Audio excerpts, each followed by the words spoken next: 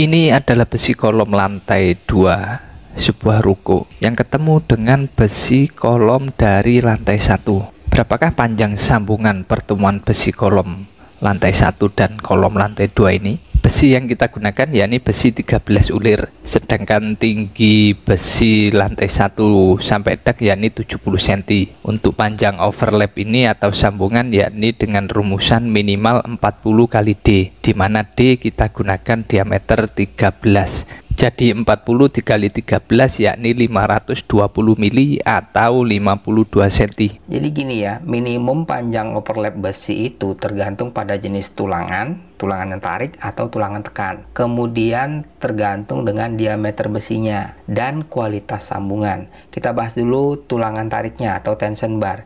Ini umum digunakan untuk di sloop, balok, kolom di bagian tarik. Kemudian panjang overlap minimum itu 40 kali diameter tulangannya atau 40D seperti yang dijelaskan di video tadi ya.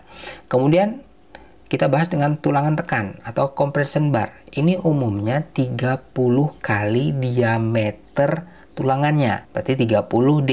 Lalu yang kita bahas tulangan ulir vs polos. Nah, ini gimana?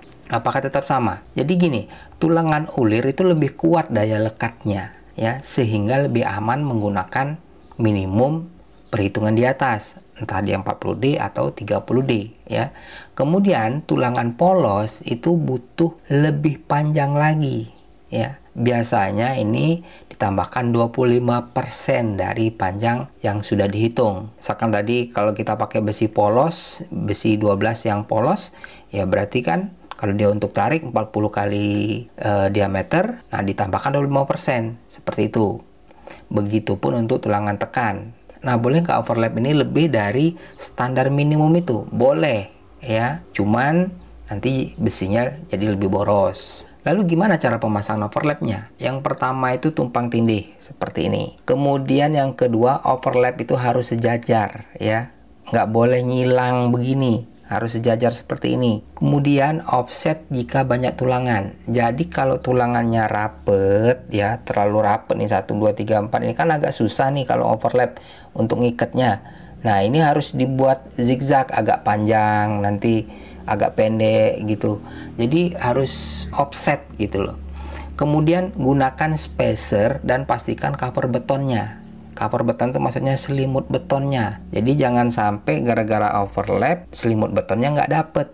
Alternatifnya boleh nggak kalau overlap itu dielas, nggak diikat pakai kawat? Boleh, tapi harus dengan las standar struktural. Kemudian boleh nggak kalau misalkan overlap ini kita nggak pakai overlap tapi disambung pakai mur? Boleh. Nah, ini biasanya untuk proyek besar, cek videonya. Nah, ini videonya. Jadi kalian bisa melakukan metode seperti ini juga.